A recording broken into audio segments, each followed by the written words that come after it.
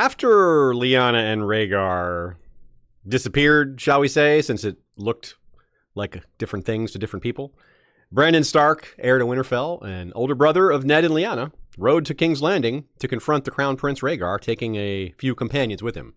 Only a few. His father, Lord Rickard, did not follow, for reasons, which we shall discuss.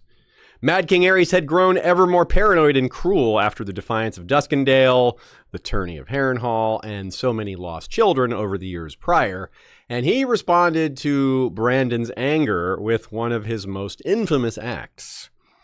This was a brief but vital precursor to Robert's Rebellion. This was the point of no return. People started being killed. Well, that's really when you can't go back. After what Aerys did to Brandon and Rickard and those other lords and their sons, war was all but certain. It was so horrible that Catelyn and Bran and other Starks were never even told all the details. Something we'll explore is the idea that even Ned himself doesn't know some of it, maybe even some of the major details. It's not like he was there for it, but someone else we all know pretty well was. In this episode, we'll focus on 4 characters. We'll get into their perspectives, dig into their minds as much as we can for the length of this affair. Not bouncing around between them, but each of them in turn. We'll wonder what they were thinking or not thinking in quite a few cases, or feeling what their options were, or what they couldn't do, and what they did and didn't know about each other, or each other's intentions. Those 4 characters, and in the order we will pursue them. Brandon Stark, Mad King Aerys, Lord Rickard Stark, and the only person we can be sure of who witnessed it all and is still alive, and is the only one of these 4 to be in A Song of Ice and Fire POV character, Sir Jaime Lannister. We will be digging deep into those characters as they pertain to this event. There are several quotes from Jaime, and there's some more from Catelyn and Ned and a few others like Bran even. We readers know more than most of the characters involved, right? They each know a slice of the story. We have access to all of their slices. And even their slices come with uncertainties, however. But still, with that in mind, we have a lot more information than they do, including the world of Ice and Fire, which weighs in on this, unlike a lot of other things. So we will uncover as much of that mystery as possible and highlight what remains, where the big questions are, the ones we can and can't answer, what's left to discover, and how it's impacted Westeros and several of our favorite and most important characters since.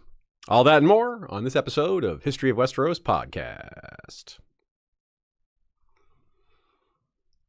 Hello and welcome. It's another Sunday live stream. We do these most Sundays at 3 Eastern. That is our preferred time slot. You can catch us live at that time or catch the edited version on Spotify, or you can listen to it on any podcast platform if that's your jam. And you can also get it ad-free if you listen on Patreon. This is Topics Moot episode number 1 of 2025. Topics Moot is a now yearly, since this is the second year and we're into it now, of Topics Moot, where patrons vote in weekly polls conducted in February and March over the series of weeks to determine a bunch of different episodes. Last year was 12. This year it's going to be 16. And halfway through the episode, I'll read you which ones have been picked besides this one so far. That's been pretty fun, and there's more to come. Thanks as well to Nina, goodqueenally.tumblr.com. That's where you can find her, and she's always writing good things over there. Her latest post is a question from Anonymous that says, do you think Sansa is connected to the Winter Rose and Lyanna? Do you think there are meaningful parallels going on? And you'll want to see what Nina has to say about that. She's also, of course, got some notes in this episode, as is so extremely common, and we love it. So if you have questions for us, WesteroShistory@gmail.com is how to get in touch with us, or you can hit us up with live questions if you're here attending the stream right now. At the end of the episode, I will mention some episodes that overlap with this one a little bit, or at least relate to it, if you want to stay immersed or continue your journey. And there'll also be the answer to this trivia question, which is, we are told that Aerys executed all the fathers of Brandon's companions, but one of those fathers had died long before, so Aerys couldn't get him. Which of Brandon's companions was fatherless prior to the executions? Now, as is the case with the trivia questions, the answer is revealed during the episode if you're paying attention. Some of you may already know, however. I'm proud of you if you do, because this one's kind of hard.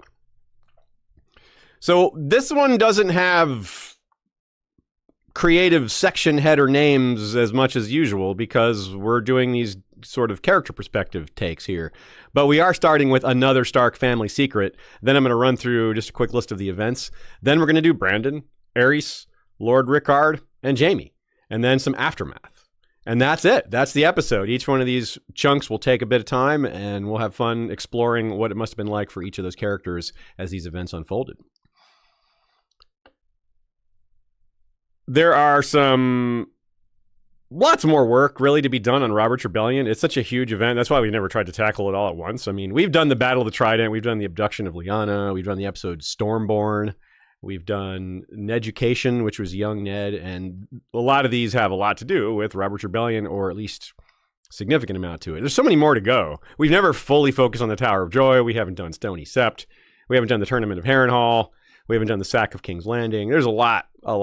So this is just one particular chunk, one big chunk, really, because of how important it is. Arguably the one that, as I said in the intro, take it out and there may be a chance to back down on both sides. The provocation had already been there, but until people start getting killed, there's a chance that it doesn't have to turn into a big old civil war. But as we know, that is what happened.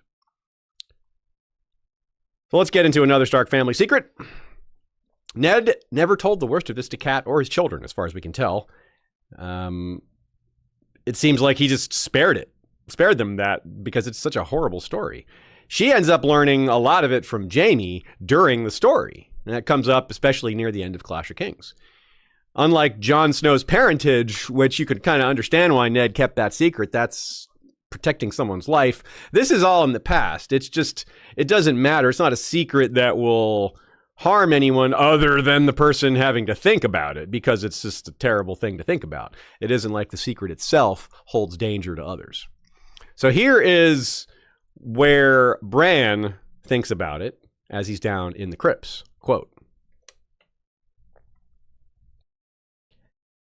"They were almost at the end now, and Bran felt a sadness creeping over him. And there's my grandfather, Lord Rickard, who was beheaded by Mad King Aerys. His daughter Lyanna and his son Brandon are in the tombs beside him. Not me, another Brandon, my father's brother. They're not supposed to have statues. That's only for the lords and the kings, but my father loved them so much, he had them done." Beheaded, you say? No, he was not beheaded. Definitely not. It was much worse than that, much more horrible. He suffered a lot. It wasn't simple and painless like a beheading often is. We don't even know what Bran thinks of how Brandon died. He doesn't even mention it here. If he knew about it, it would be hard for him not to mention because it was so awful. It's hard to just gloss over it. But the second part is definitely true, that Ned really did love his siblings that much. But it's also the manner of their deaths that drove him in part to make the statues of them, because they had particularly tragic deaths that were really a lot of the result of communication errors or things that could have been resolved. A lot of people getting angry. As we'll see, there were numerous points that maybe this could have been averted. And we've seen them in other episodes that we've discussed. There's things that could have stopped it. So for Ned's perspective, and he bears the biggest burden of all, probably, at least until his own death, from seeing all and seeing all these and witnessing all these tragedies that happened to his family. He's really the only person that had all that information. And it wouldn't be the first time Ned avoided details of his past with his children, Nina reminds us. Ned described Arthur Dayne to Bran as the finest knight he'd ever seen, but then got sad and would say no more, right? He didn't want to talk about the Tower of Joy for Jon's sake. He doesn't want to even get close to that subject. You know, that's part of keeping the secret. But also he's traumatized by it, Ned was. Surely that affected him deeply personally. And the Reed children, remember how shocked they were that Bran had never heard the story of the Night of the Laughing Tree or the Tournament of Harrenhal. He hadn't heard any of that, and that's very likely for the same reason, that Ned didn't even want to get started on that journey, it would just cause more questions to get asked, and Ned didn't want to have to answer those questions. So he didn't even want to start walking down that path because of where it would lead. Not just because of the information, but because it was painful. So Bran's sanitized version is kind of telling. Perhaps he'll learn the truth one day, but using his powers, or maybe he'll just get told somehow. That's a little harder to imagine. Like, who's going to tell him at this point? But it is Catelyn who is actually confronted by the truth directly in a very unlikely place, the dungeons of Riverrun, but not from an unlikely person, a witness. Quote, As he laughed, she realized the wine had done its work. Jaime had drained most of the flagon, and he was drunk. Only a man like you would be proud of such an act. I told you, there are no men like me. Answer me this, Lady Stark. Did your Ned ever tell you the manner of his father's death, or his brother's? They strangled Brandon while his father watched, and then killed Lord Rickard as well. An ugly tale, and 16 years old. Why was he asking about it now? Killed, yes, but how? The cord or the axe, I suppose. Jaime took a swallow, wiped his mouth. No doubt Ned wished to spare you, his sweet young bride, if not quite a maiden. Well, you wanted truth. Ask me. We made a bargain. I can deny you nothing. Ask. Dead is dead. I do not want to know this. But learn it she does.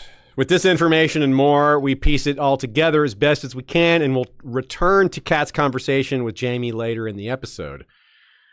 But regarding the comment, no doubt Ned wished to spare you, is it possible Ned himself doesn't know the whole story? Let's consider that briefly here with a quote from Eddard I. Brandon had been 20 when he died, strangled by order of the Mad King Aerys Targaryen, only a few short days before he was to wed Catelyn Tully of Riverrun. His father had been forced to watch him die. He was the true heir, the eldest, born to rule. Now this is Ned's inner monologue. It kind of undersells the horror, doesn't it? He doesn't even think about his father being roasted. His father had been forced to watch him die. That really undersells. He's forced to watch him die while roasting to death himself, while Brandon was also forced to watch that. So it's not like Eddard is trying to deceive someone here. It's, again, this is his thoughts. But as Nina pointed out earlier, just as Ned has been seen to keep things from his children and Catelyn, well, he avoids certain subjects in his own mind, too. It's like he's good at compartmentalizing, or he's been forced into it. Some of it's maybe a little bit of authorial license, of course. Ned, doesn't think about all the details of the Tower of Joy, or never thinks of Jon Snow's parentage directly. There's just little clues here and there. So that's at least in line with that. This isn't the only thing that Ned doesn't think about directly. But still, it's a little curious, and the presentation is different. We can consider that maybe he doesn't know the whole truth. How would he? Who was in that throne room that he could have spoken to later about it? Did Jaime tell him? I don't think so. I don't think Jaime gave him the truth. Barristan maybe would have been there, but that's not even a sure thing, as we'll explore later. There would have been maybe some guards or other servants, but how would Ned know who they were? Would he seek them out and track that information down? It's not entirely clear, so he might be short a few details himself. On the other hand, Robert says also in the next chapter to Eddard, actually he didn't say, he roars, as Robert is wont to do, "What Aerys did to your brother Brandon was unspeakable. The way your lord father died, that was unspeakable." They're arguing about certain things, and that sounds like they know, at least to some extent. Like, yes, because it was unspeakable, but if he just had his head chopped off, maybe not.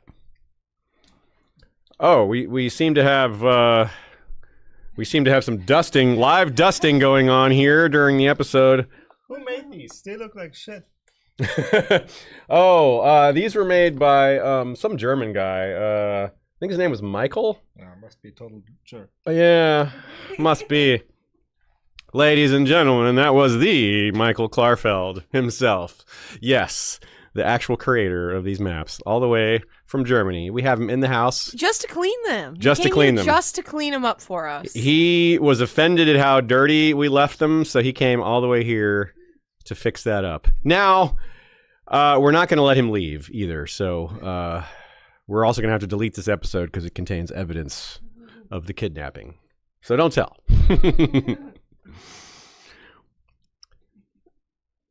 Let's talk real quickly about running through the events of this brief saga before we get into our little homemade character perspectives here.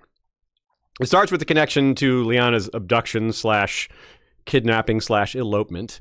Brandon was headed to his own wedding, or at his own wedding, at River Run, and he got word that his father was on the way. So he left to go north to meet his father to greet him on the road. And they found out on the road about Lyanna and Rhaegar.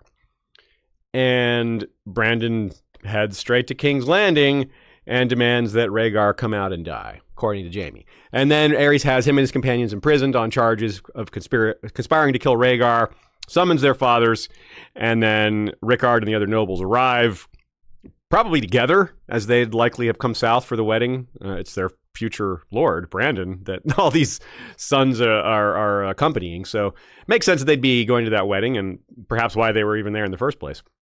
So, and then things played out from there with the horrors. So let's start with Brandon. As we said, Brandon would have been on his way from River Run to meet his father on the road. Just, how nobles behave. I guess maybe he was bored. He's like, yeah, let me go greet my lord father on the road. A little welcoming party. We're all here to get married and have this arrangement and all that. I don't know if he was just wanted to get out and ride, or that's just what nobles do. I'm not sure. But either way, it's a reasonable thing to do. And up comes this interruption. Somehow, somebody, we're not sure who it was. We discussed it a bit more in the abduction of Lyanna episode. Probably someone in Lyanna's party, or someone who saw a witness, might have been around. Someone in the Went territory, because it would have been close to Harrenhal where this all happened. It could have just been some random person that witnessed it from afar. But if Lyanna bolted from her companions, they might have gone to report on that. Anyway, it's the World Book that tells us that Brandon got to River Run and then left to meet his father. So, and we also confirmed that from Catelyn. Catelyn had a goodbye from Brandon. He's like, hey, I'm going to leave. I'm going to come back, and then we'll get married, and etc. And who could have possibly known that this Lyanna business would have happened? So there was no foreshadowing or warning of anything like this. It was just hey, let me head out, meet my dad, and then I'll be right back, and boom, we'll get married, and then we begin our lives together. But let's imagine Brandon's perspective here. We're trying to focus on that. What's he thinking? He's already mad about what happened at the tourney of Harrenhal. That was upsetting. The Rhaegar giving Lyanna the Laurel of Blue Roses, the Queen of Love and Beauty award in front of everybody. That was embarrassing. That was, Brandon apparently had to be restrained. Robert laughed it off, but was probably actually upset about it. So this isn't out of nowhere. This isn't something that's a new provocation. It's a sore spot already for Brandon, perhaps more so than anyone. He might have been the most upset about what happened at the tournament more than anybody else. I think if I had to guess, I'll guess. Yes, I'd say Brandon was the most upset about it, even more so than Robert. And he might have been upset even more. He may have seethed at it because nothing had been done, right? Since then, there hadn't been any word said. He probably maybe expected something to be said, or maybe an apology, but nothing happened. His father hadn't done anything. Maybe he tried to talk to Lord Rickard and he wasn't going to do anything about it. He just let's just let it drop, son. But no, that's not what happened. So he might have been steaming over that. And we know he's quick to anger and was already angry about this, so it's not much of a leap at all. So what does he say? What's the scenario here that allows him to just leave and go to King's Landing? I can't imagine Lord Rickard consented to this. It's almost impossible to imagine that. I really don't think that's the case. So perhaps they argued about it. He's like, we need to go do something about this right now. Rickard might have been like, hey, let's be cautious, let's be diplomatic, let's go there in strength, we'll just ride off hot-headed, that's not going to help. But Brandon apparently isn't the type to take advice like that. And maybe that's exactly what he did. He gets frustrated at his father's calm, rational approach, and it just bolts, immediately leaves. Maybe he says, I'm not going, or this is fine, and then just sneaks away, something like Jon Snow sneaking off in the night. But instead of his companions coming to get him, his companions go with him, right? Something like that. Or he just left quickly, and Rickard immediately was like, oh, I can't catch him. I mean, he's fast, and he's going to ride all night. And even if I could catch him, my men wouldn't be able to turn him around. They lack the authority to tell the heir to Winterfell to stop, and they're not going to do it by force, and he's clearly going to do what he wants. So, or maybe Brandon misled his father and said, hey, I'm just going to go and talk to them. And I kind of doubt this one, but I'll throw it out there. It's like, hey, I'll be polite. I'll bring it up. I'll say, hey, this is unbecoming of the crown prince to run off with my sister. Shouldn't you do something about this? So maybe that seems hard to believe, but what Aerys ended up doing is kind of hard to believe too. I don't think anyone saw that coming. I'm not even sure Aerys saw that coming. He may have just reacted in the moment. But getting ahead of ourselves. Either way, we have these 5 guys that go to the Red Keep with Brandon. Well, 5 total. Brandon is number 5. We have Ethan Glover, who's Brandon's squire, so he, of course, is going no matter what. Then we have Jeffrey Mallister, Kyle Royce, and Elbert Aaron. We don't know much about Mallister and Royce. We know that Kyle Royce was not a son of Bronze Jan Royce. Might have been a cousin or a nephew or something like that. But he definitely wasn't a son. And Jeffrey Mallister, also, we don't know his relation to the current Lord Jason Mallister. But Elbert Aaron was the heir to the Vale. He was John Aaron's nephew. This was before Sweet Robin was born, so this was the heir presumptive. So his nephew. This might have made them all feel safer. They're like, hey, we're a bunch of important nobles. Even if we embarrass ourselves or lose our tempers in front of someone of higher rank, what's the worst that could happen? Right? I mean, slap on the wrist, tossed in a tower cell for a little while to cool off. They're not thinking, I don't know that they're thinking much at all about penalties, but they're not thinking of death. They're not thinking of that. I doubt it occurred to them. Now, Jaime says they were, quote, all lords' sons, it seems to me, though. But it's not entirely true. I mean, Elbert Aaron was definitely not a lord. He was the heir. But, we can be using the term lord loosely here, like Lord Tyrion and Lord Varys. Like, these aren't lords of territory. They're lords as honorifics, and they're related to lords. And, yeah, so it probably wasn't meant to be particular, but it's interesting to consider the possibility that these guys were even higher rank. Jeffrey and Glover and Kyle Royce might have been higher rank than we even thought, which would make the whole total rank of the party even higher, which makes the whole crime committed here even grander.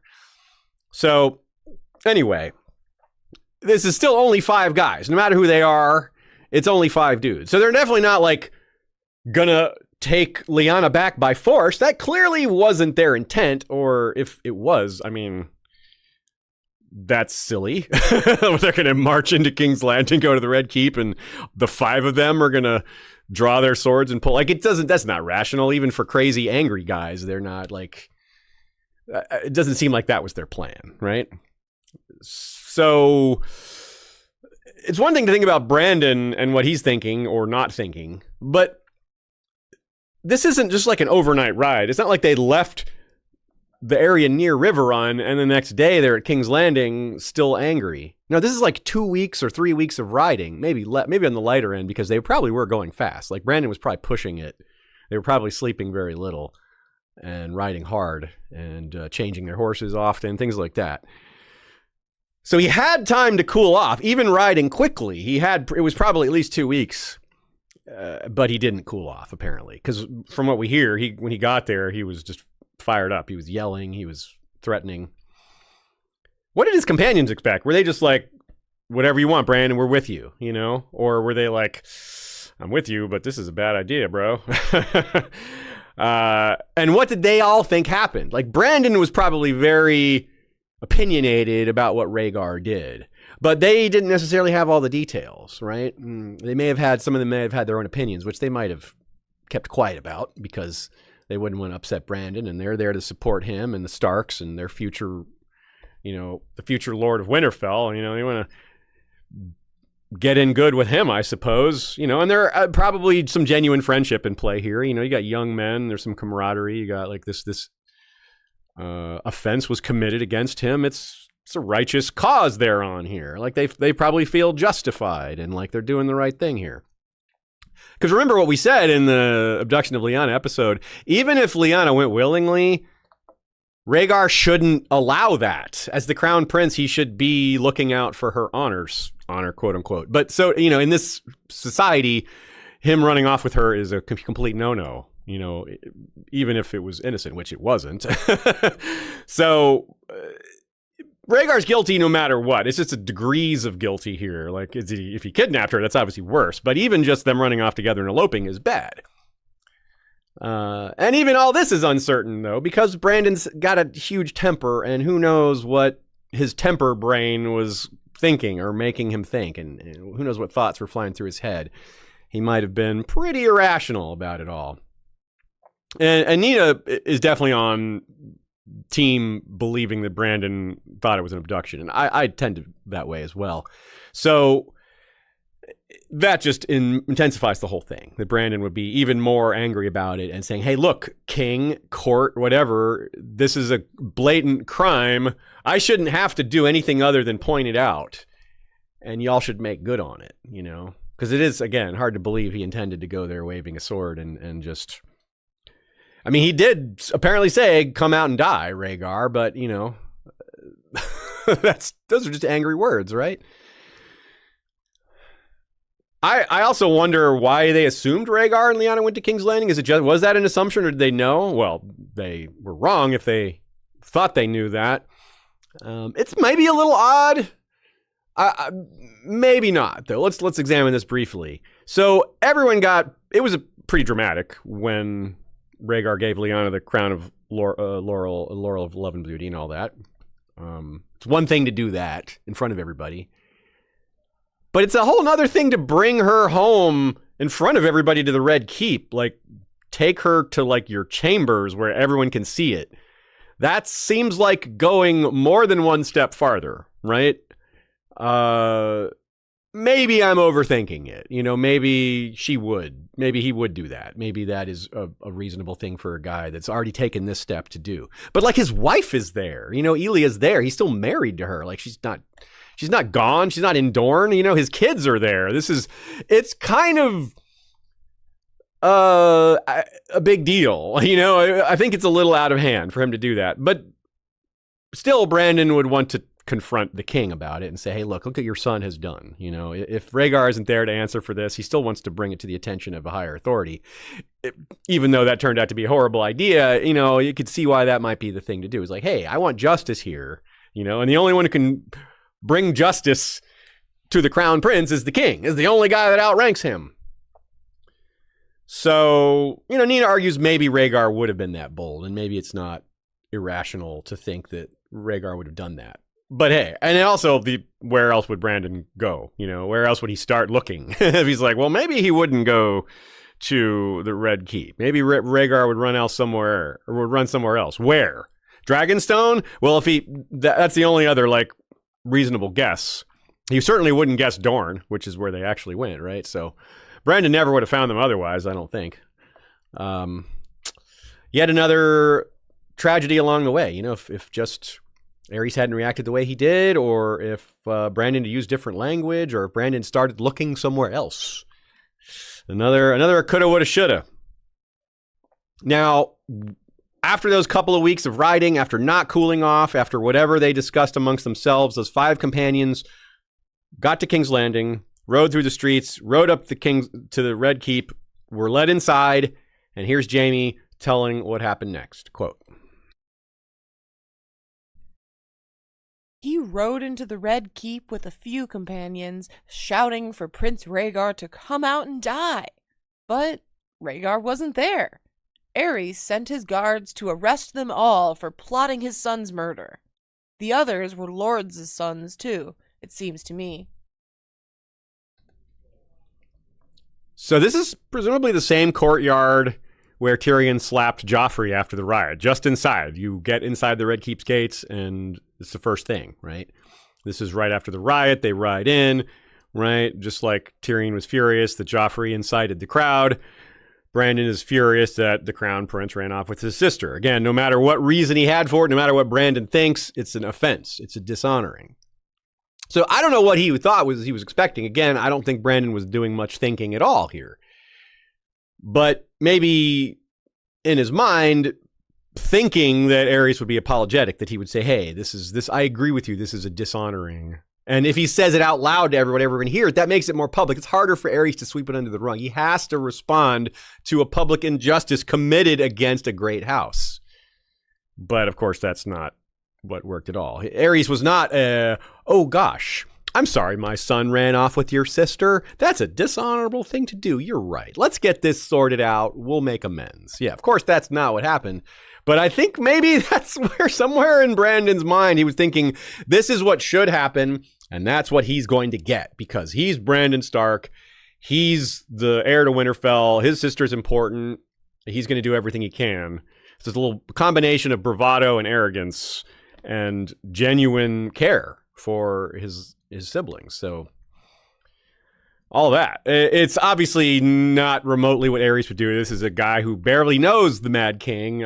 He doesn't really know what to expect. He may have heard a few things. He saw him at the Tournament of Harrenhal a little bit, saw the long fingernails and the long hair, but he looked probably kind of cowardly and timid, right? He demanded the identity of the Knight of the Laughing Tree, but for the most part, I don't know. He cuts a kind of a, I don't know about intimidating figure isn't the right word. He seems a little crazy and out of sorts and looks like his mind probably operates. And maybe Brandon didn't fear that for whatever. Maybe he thought that was a weak man that he could sort of push around a little. Hello, Casanova. More fool him for believing that. I mean, this is the man who exterminated all of the Darklands and Hollards. So, I don't know, Brandon maybe was thinking of certain things and not thinking of others. But again, Brandon's only 20 years old, not fully up on all the events of the world. Yeah. Well, what, a plot, though? Aerys accused them of conspiring for plotting his son's murder. Plotting, you say? I mean, that's not a plot. They plotted to demand he come out and die. Ooh, that's cunning. We'll walk in, we'll demand he comes out and die, and then he'll die. Ha ha! They'll never see through that plan. What? This isn't a plan. It's neither cunning nor even a plan. You can't even call it a plan. It was just what he did.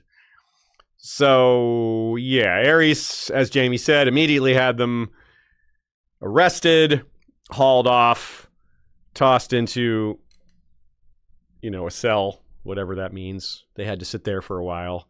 And what does that mean for them? Were they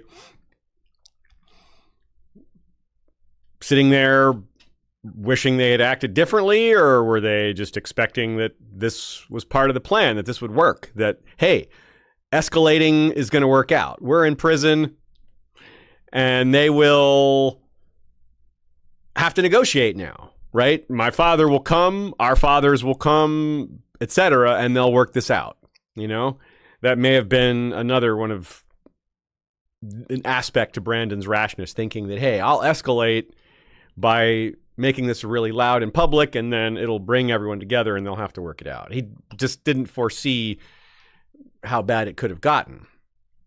He didn't foresee an escalation to violence, but Aerys was all about that. He was all about escalation and paranoia. But of course, Aerys didn't do anything right away. He locked them up and made them wait, because he summoned their fathers. He sent out letters, ravens, and then, we had to wait. They had to wait for those fathers to receive those letters and then travel to King's Landing.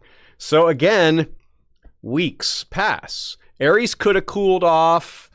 They could have asked for a word with the king and apologized. Of course, none of these things are super likely, but there was time for it. It didn't happen, of course. So at this point, Brandon and his companions are helpless. They lose all their agency. They aren't even witnesses to anything. They're just sitting in cells. So this is a good time for us to move on to our next perspective. But I wanted to mention one thing here, one quote between the Catelyn and Jaime conversation that I think is pretty telling about the character of Brandon. In the same conversation that Jaime says, "There are no men like me." We've already quoted it. Jaime says this to Catelyn, quote, Brandon was different from his brother, wasn't he? He had blood in his veins instead of cold water. More like me. Brandon was nothing like you. If you say so. The big difference is, though, Jaime saw how Brandon died. Catelyn did not. Catelyn didn't exactly know Brandon super well, right? They didn't spend much time together. She spent a lot of her life, especially to that point, thinking she would marry him. But they didn't spend a lot of time getting to know each other. She barely knew him at all. But she did know him better than Jaime did. But still, Jaime saw how he died and saw how he came charging into the Red Keep with those demands and that foolish gallantry, as Lord Hoster will call it later. So I think Jaime did know what he was talking about when he said Brandon was a bit like me. We have a very distinct example of this. Jaime also rode with a few companions to confront Lord Eddard in the streets of King's Landing, angrily demanding to know what they had done with his sibling, right? It wasn't his lover. It was Tyrion, because I said sibling with Jaime, so that does need to be qualified. But it's a similar situation. Jaime's taking less of a risk in terms of his own person, but no less of a risk in terms of escalating a conflict between two great houses that can and does turn into civil war. In both cases, that's what happens. And in both cases, this dispute over a sibling and the seizure / abduction / arrest or whatever, however each individual perceives it, has dire consequences not long afterwards. This episode, as I said at the beginning, is one of our Topics Moot winners.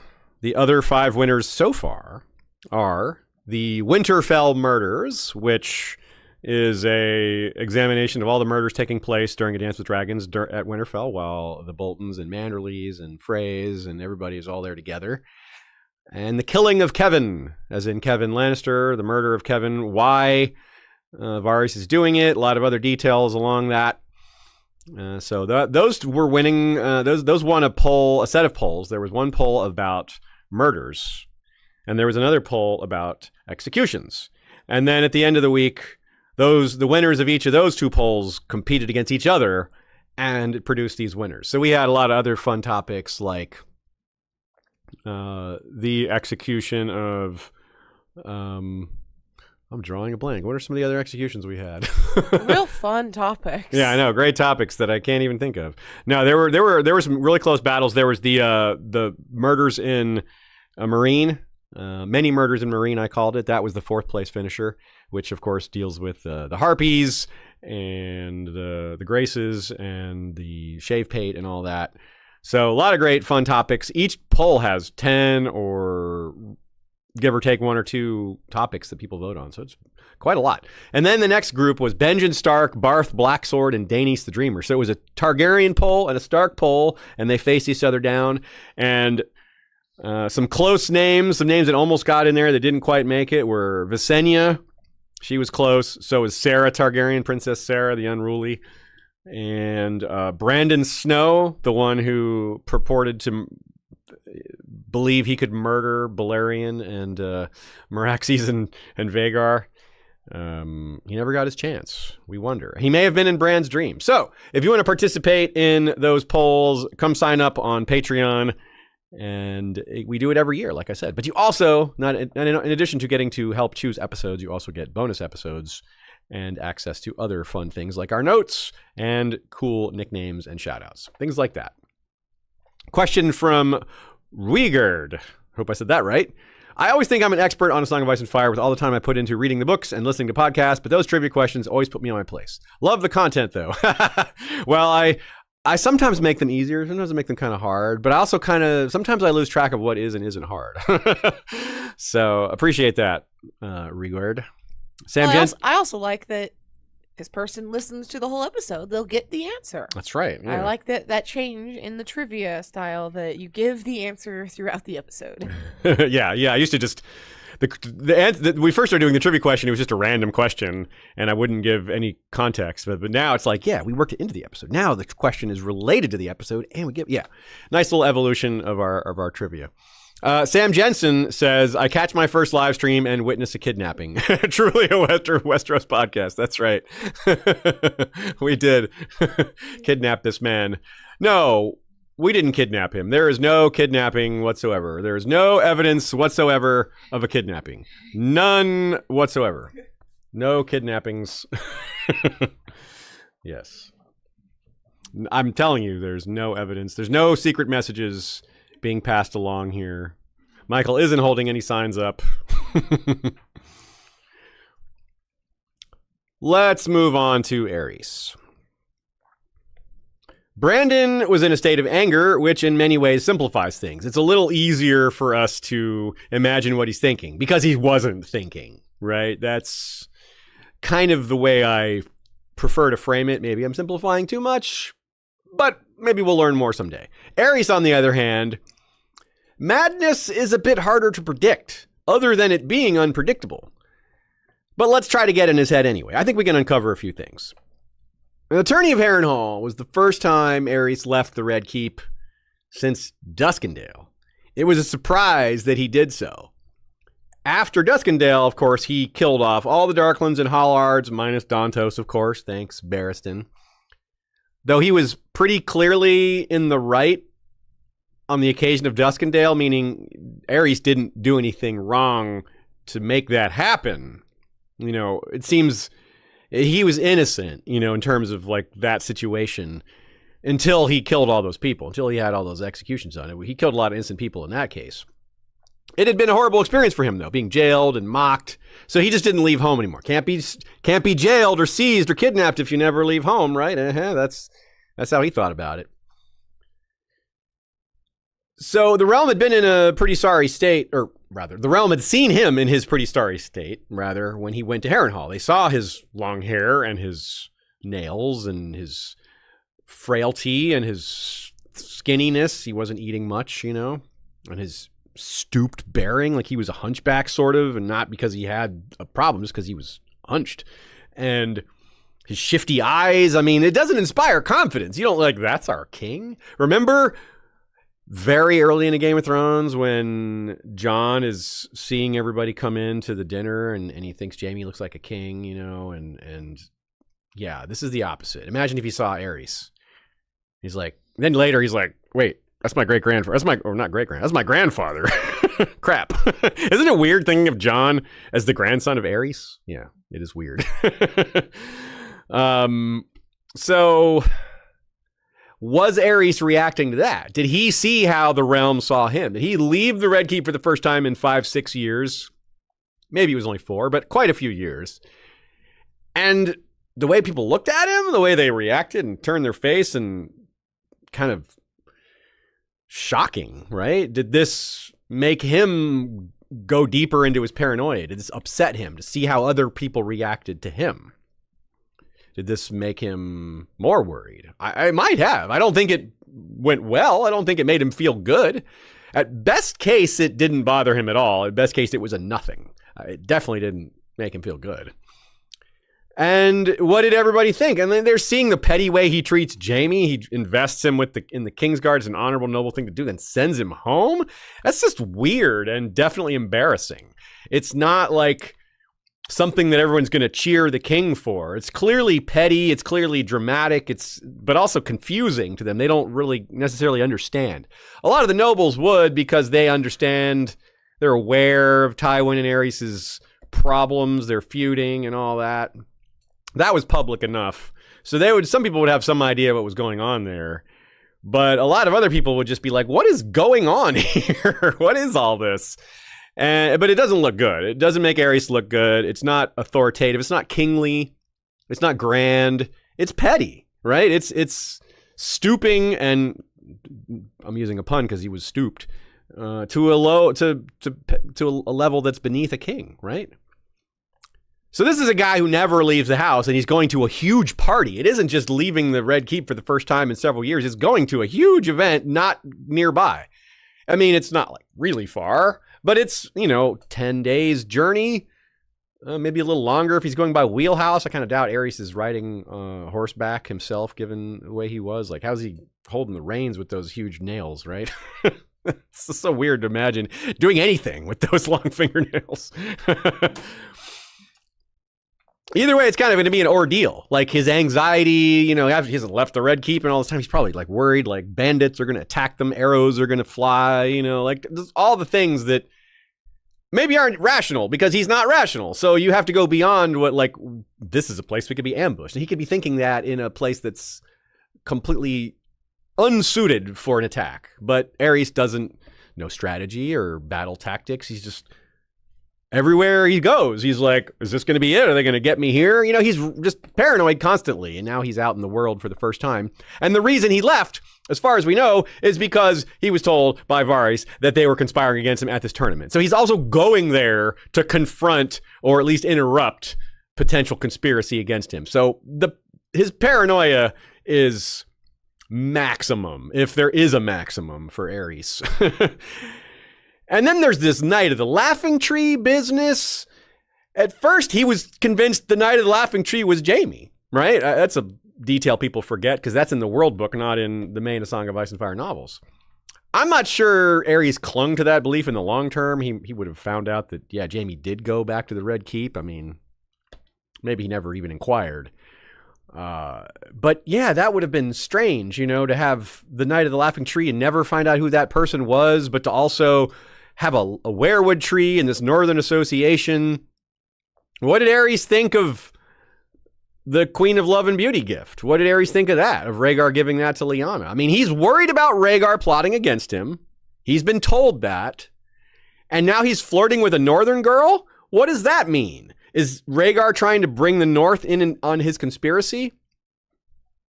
That's dangerous. From Aerys' perspective, he's like, uh-oh, the North is going to join my son to overthrow me. This helps explain a little of his behavior later, why he was so incredibly savage in a way that was even a step farther for him. He's already burned people to death by this point. I mean, he already did what he did to the Hollards and Darklands. I'm not sure he burned all of them to death. Maybe he did. Either way, he had done other burnings. His love affair with the substance, with Wildfire, had begun by this point. So that's a major consideration. His fear of his son and his son's associates, now that includes Northerners, and he's worried about what that could mean. And then this Knight of the Laughing Tree disappears. That just makes him even more paranoid about the whole thing. Like, who is this guy? We never found out who that was. So he's got the North, he's got Rhaegar, this Knight of the Laughing Tree, lots of things bothering him, setting off his paranoia, and he's already very paranoid that he didn't need any more. And he's not smart. This guy isn't very bright. He's not able to, like, parse through some of his own paranoia with some occasional doses of logic. He just doesn't have that. And there's all these things going on around him that are just going to set him off even more. So while Brandon was seething over Rhaegar, Aerys was seething over Starks and potential Northern enemies here. So here comes this Stark riding up into the Red Keep, demanding his son come out and die? Paranoia meet outrage.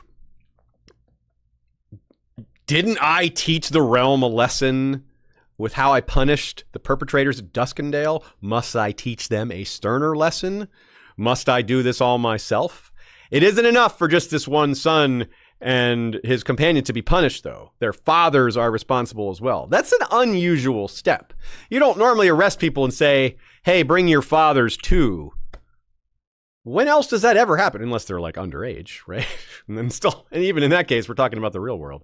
I cannot think of another example of that when a bunch of young nobles are seized and their fathers are called to account for it. Like Brandon's 20.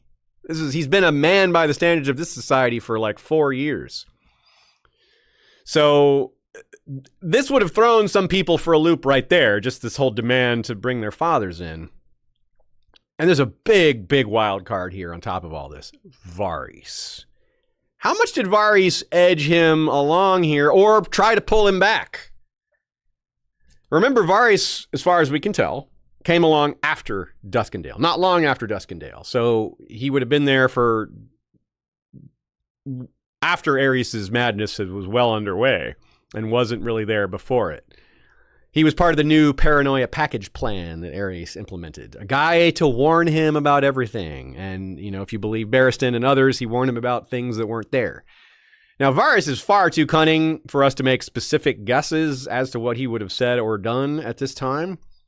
But this isn't something I think he would just stand by for. Is he going to be like, just shrug and go, or maybe he tried. I mean, Varys tried to tell Aerys not to open the gates to Tywin. He didn't listen to him then. And that was, we know what happened after that. So maybe Varys was just, don't do this. Tried to use all his abilities of convincing, his charisma, Varys is good at that sort of thing, but it wasn't enough. This is a madman. This is an angry, paranoid madman. Even Varys can't work with that sometimes, I suppose.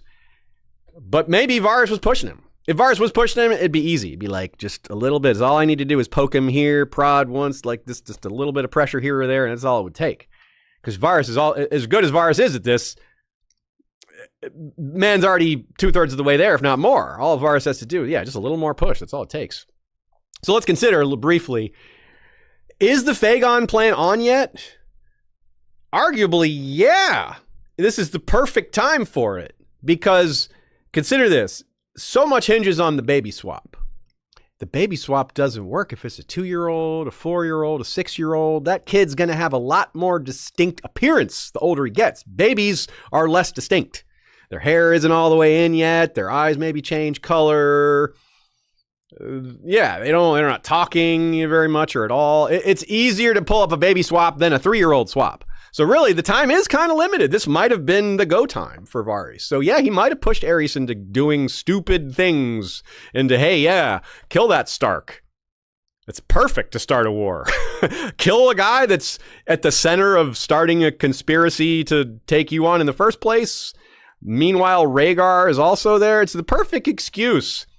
Maybe all Varys was trying to do was get Rhaegar to replace him, but he might have wanted full-blown civil war, which is what he got. On the other hand, we don't know that this far back, we can't assume that was actually the plan. We don't know that Varys and Illyrio had conceived of the Fagon plan that far back. But the timing is about right. So it's interesting to consider. But back to Aerys. I think the most likely thing is Varys had very little to do with any of this because he would have reacted to the news. He would have done his thing. And this does kind of read like the reactions of a madman, a paranoid madman, kill them and kill all the people associated with them to make sure that they don't come get me. It's not very thoughtful. It's not very clean. It's not very subtle. And Varys, maybe Varys wanted him to do unsubtle things to take advantage of that chaos, but I don't know. It's tricky, right? Very tricky. A crazy parallel here would be if Varys recommended imprison Brandon, imprison those guys, and he hopes to calm the situation down and find a diplomatic resolve, just like maybe Rickard would have wanted to do, as we'll discuss. Like Varys did with Ned. Get Ned in jail, help all that. Don't do anything to stop that, allow it to happen, and then try to work out a solution. Send Ned to the wall. That's not going to start war between the two families, only for the king to go overboard with punishment. In that case, Joffrey, maybe egged on by Littlefinger. Either way, Joffrey did it.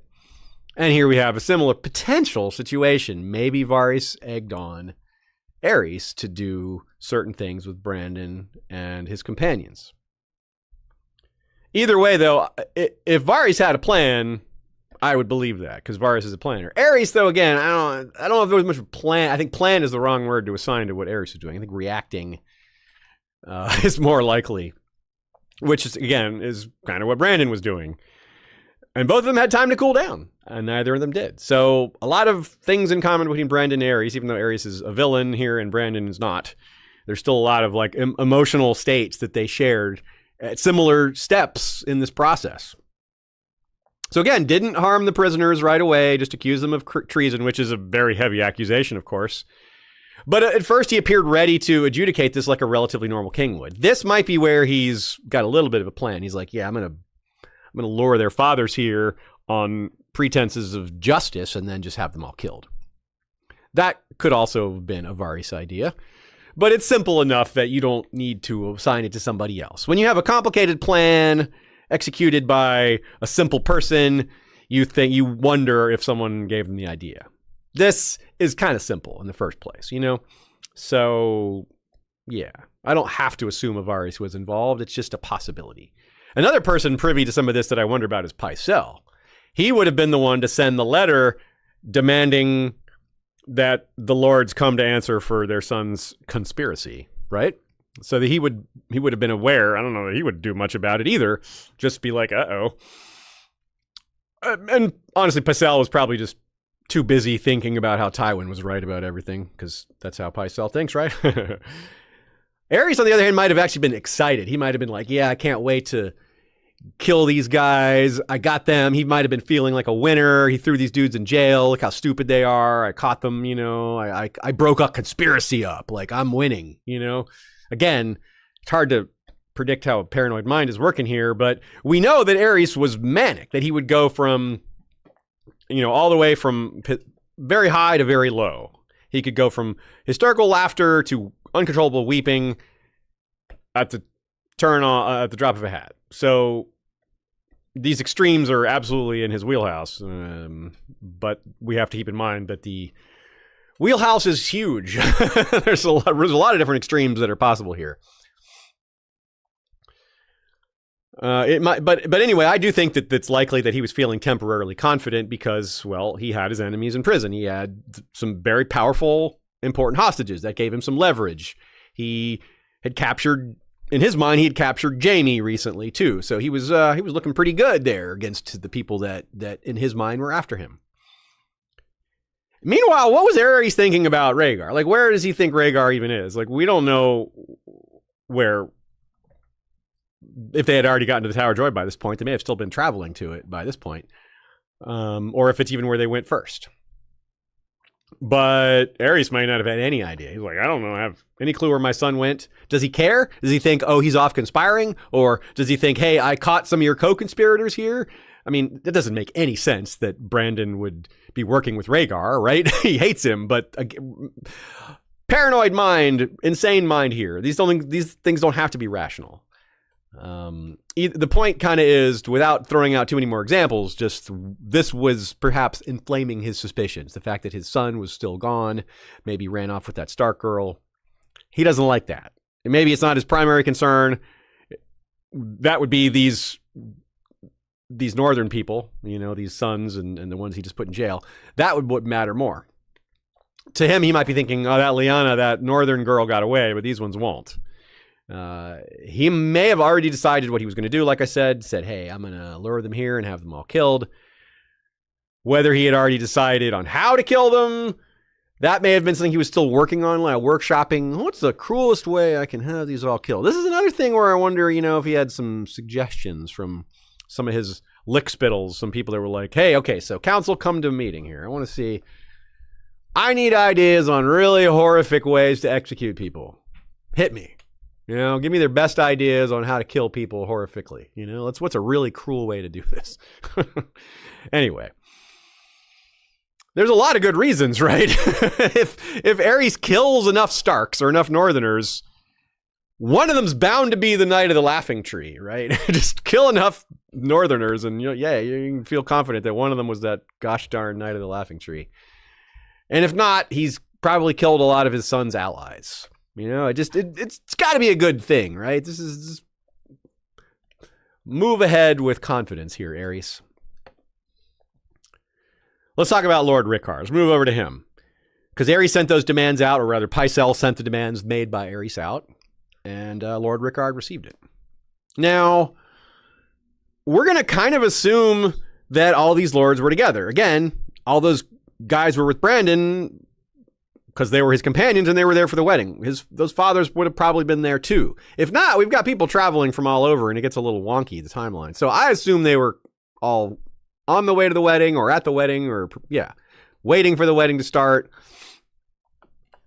But for whatever reasons, Brandon rode to King's Landing with just those few companions. And we have no idea what Lord Rickard thought about that. We could be pretty sure he didn't consent to it, but, he couldn't stop his son if his son is headstrong. And what's he going to do? Lock him up on the road?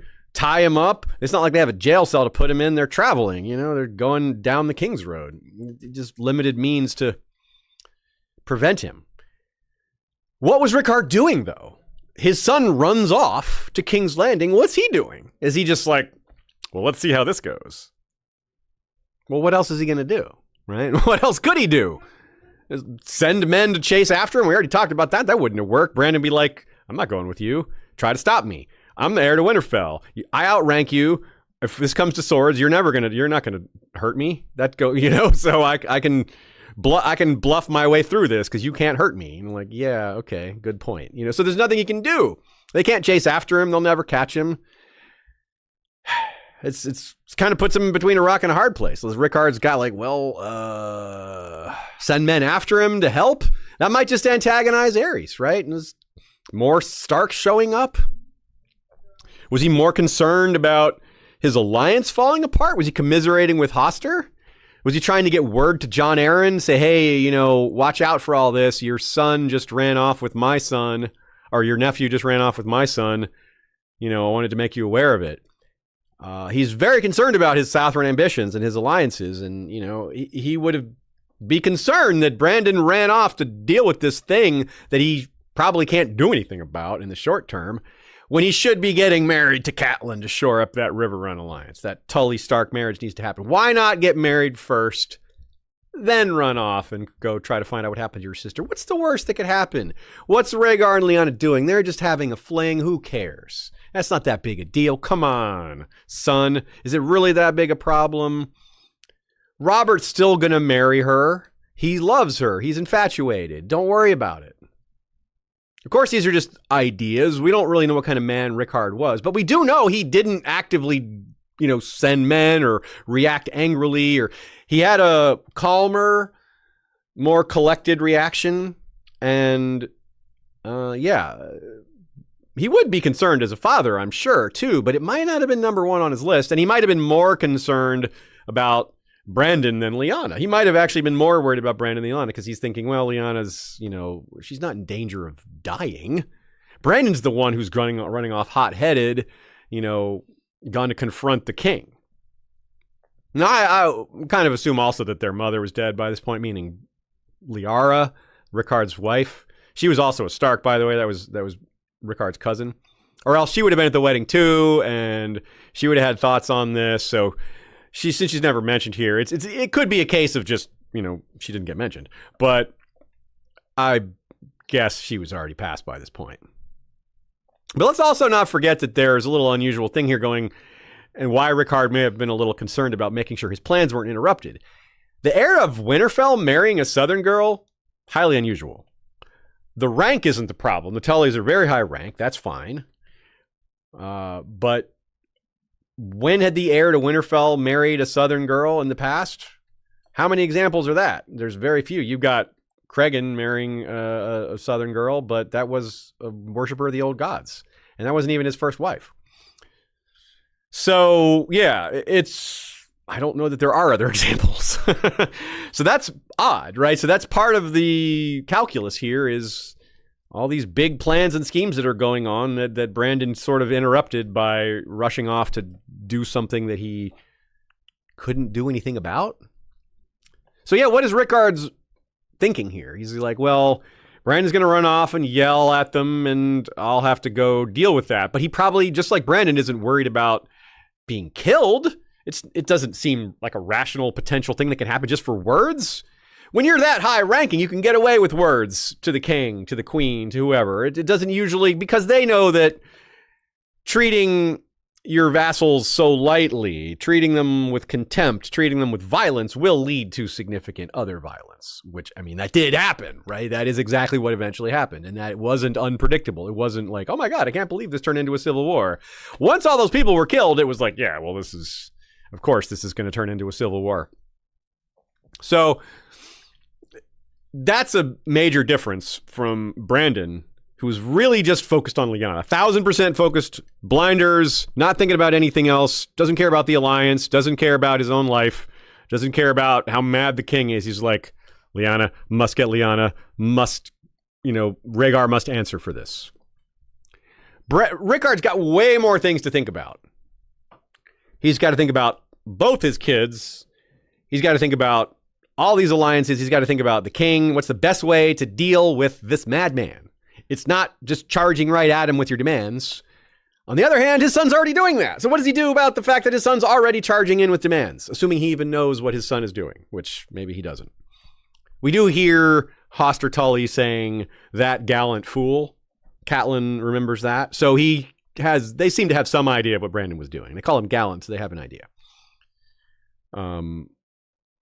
We talked about how Brandon is an unknown commodity to Aerys and Rhaegar. But Rickard is the only one in this scenario who actually knows all his children really well. Rhaegar doesn't know Brandon that well. Aerys doesn't know Brandon or Lyanna that well.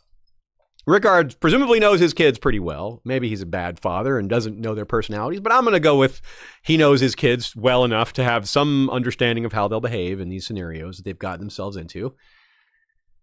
And he has experience with Aerys, unlike everybody else here as well. There's some interesting timeline here. Let's delve into that briefly. In the year 262, Brandon was born. That's the same year Aerys took the throne. So that's also since that was their firstborn child, Rickard and Lyanna Stark. So their firstborn is born that year. So Brandon born in 262, the same year Aerys takes the throne. So Brandon's entire life has been under this same king. And Rickard, of course, that's 20 years. So that's quite a while. We know at least once Rickard went to King's Landing. It was 264. So only 2 years after Aerys became king. He wasn't nearly deep into his madness yet. He was, maybe a guy that spoke with delusions of grandeur. You could see maybe the beginnings of his madness, but maybe it wouldn't have been seen as madness, just dreaminess, or a guy with a big imagination, or a guy with big plans and not a lot of follow through. That isn't necessarily madness, right? The idea was, hey, I like what you're talking about with this wall and the lands beyond the north. What if we build a second wall farther north and claim the lands in between, which is kind of like what the Romans tried to do with Hadrian's Wall and the Antonine Wall. It didn't work. But they actually built the Antonine Wall. Whereas Aerys just kind of forgot about that idea later, or just got excited about different plans instead. So it's possible Rickard had the wrong idea about Aerys. He may have been remembering the Aerys he knew back then and wasn't up to snuff on what kind of man he had become. But that's not super likely because, again, Rickard would have known about the long fingernails and the long hair and the burnings of people and what happened to the Darklands and Hollards and all the Duskendale stuff. So I don't know. There's at least, he should know some things, but he might have been in the dark about just how mad Aerys had become. But even if he had, what's he going to do? Again, he can't chase after his son. He can't stop it from happening. This is a ball that's rolling downhill when he's at the top of the hill. He can't do anything about something that's already going on like that. He has all this information, but he has little ability to do anything about it. He's the Lord of Winterfell, but he's kind of helpless here. The only person he doesn't know here, the only person he doesn't have a read on is Jaime, and Jaime is just a witness in this episode. Even though he's a very important witness, Jaime is irrelevant to Rickard. So it's definitely a question of what Rickard did. We really want to know what he thought, what he expected, or what he believed would happen. Was he too distracted by his own plan to consider how bad it could go? Was he telling himself that this could all be resolved? Was he thinking, hey, let me go get all of our allies and come in strength and present ourselves before the king as a group, before he got the raven saying, you got to come now? right? He may have had a different plan before the king's demand for him to show up, with the news that his son was accused of plotting to kill the crown prince. I don't think he expected that. You know, I don't think he expected your son is accused of conspiracy to murder the crown prince. He probably considered the worst case scenario, and that might have been beyond what it was. Other than, you know, actually succeeding in murdering the crown prince, that might have been the true worst case scenario. So Rickard isn't privy to what happened. Rickard doesn't know exactly what words were exchanged in the courtyard. He gets a letter from Aerys saying, you know, plotting to kill the crown prince. He doesn't know actually what happens. It must have seemed really weird, though. He's like, my son, the headstrong, wolf-blooded kid, plotted to murder the crown prince? That doesn't sound like him at all. If he had been told, yeah, he ran in and demanded the king send out Rhaegar to come and die, that sounds like my son. Yeah, that sounds like what he would do. He knows his son is headstrong, not some schemer. He's not cunning. He's direct, right? That's the kind of man Brandon was. So whatever the various considerations, whatever conflict was in his heart, whatever he thought would have been ideal, it doesn't necessarily matter. He really had no choice. He couldn't just abandon his son to Aerys. He couldn't allow the honor of House Stark to be treated any other way. He had to put his life on the line. He had to show up for the trial. He had to find a diplomatic solution or die trying because the honor of his house demanded it. Great houses don't sit idly by when their heirs are in peril, especially when it's an injustice.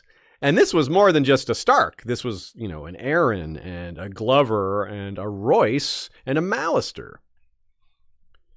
So Rickard had to go to King's Landing and answer for Brandon. And forget all the stuff I just said. It's important, but you also just have, you know, this is a son and a father. Like a lot of fathers would do this regardless, just to stand up for their son. But it's ominous, isn't it? Again, I point back to this. Who does this? Who summons the fathers to answer for the crimes of their sons? That's unusual. You wonder if Rickard sent anything ahead, like some men to scout out surreptitiously the mood of the city or anything like that, find out some details. Because he wouldn't believe the letter outright, and the letter wouldn't have all the details. One thing he might have been able to do before Brandon got there was send a raven and say, hey, my son's on his way. You know, I'm sorry if he's angry, but maybe that just didn't seem like the right plan. Or maybe he did do that. It didn't matter. Like all the other parties so far, Rickard would have had a lot of time to think about this. On the road, riding to King's Landing. The hopeful outcomes, the worst case scenarios, all the things Aerys might do in each case and how he might respond to each of those individual things Aerys might do. He's like, okay, if Aerys does this, I need to say this and this and that. If Aerys does this, I need to do this. He's thinking all these permutations through in his head. And all the very slender hope he might have had of finding a way out of this. Now, who went with him? I guess he had a retinue, would have included those other fathers, maybe a few other guards, but I would think it would be kind of a small group. It must have been a grim procession, however big it was. Brandon and his companions might have had the idealism of youth paired with rank and anger, and just, you know, they felt like they had justice on their side. These are much more experienced, not naive men.